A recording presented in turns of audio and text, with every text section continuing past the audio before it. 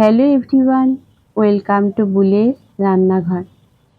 আজকের recipe tasty কচুর শাক মাছের মাথা দিয়ে। এখানে আমি কচুর শাকগুলোকে নিয়ে ফ্রেশভাবে কেটে ধুয়ে নিয়েছি। একটা কড়াইয়ে কচুর শাকগুলোকে নিয়ে অল্প পরিমাণে জল ও নুন দিয়ে সিদ্ধ করে নিয়েছি। কচুর শাকগুলো সিদ্ধ হয়ে গেলে একটা ঝুড়ির মধ্যে ওগুলোকে ঢেলে রেখেছি, যাতে বাকি জলগুলো ঝরে যায়। এবার একটা কড়াইয়ে কিছুটা পরিমাণে সর্ষের তেল নিয়েছি। তেলটা গরম হলে এর মধ্যে ইলিশ মাছের মাথাগুলো হলুদ নুন দিয়ে মাখিয়ে ভেজে নেব। এই ইলিশ মাছ ভাজার যে একটা গন্ধ, দারুণ লাগে।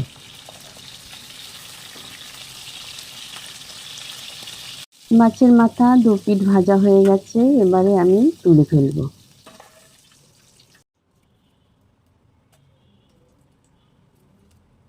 এবার ওই তেলে একটা শুকনো লঙ্কা, একটা তেজপাতা ও কালো জিরে ফোড়ন দেব। কেটে রাখা কাঁচা লঙ্কাগুলো দিয়ে দেব। এবারে এগুলো একটু ঢাকা দিয়ে ভেজে নেব। ঢাকাটা তুলে এবারে এর মধ্যে সিদ্ধ করা কচুর শাকগুলো দিয়ে দেব। কচুর শাক রান্না করতে কিন্তু খুবই ইজি।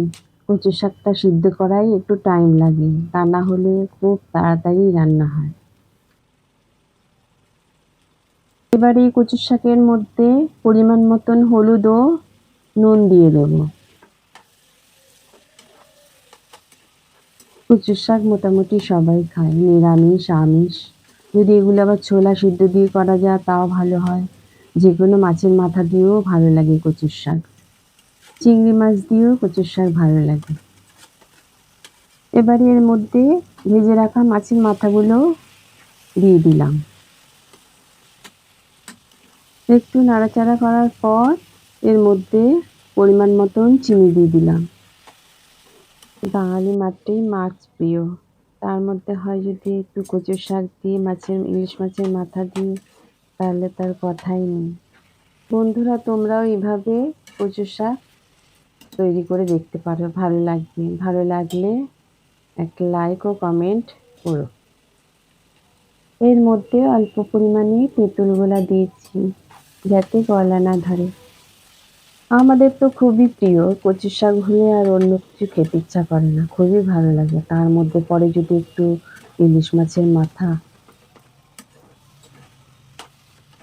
এখন মোটামুটি আমার কচুর শাক পুরো রেডি।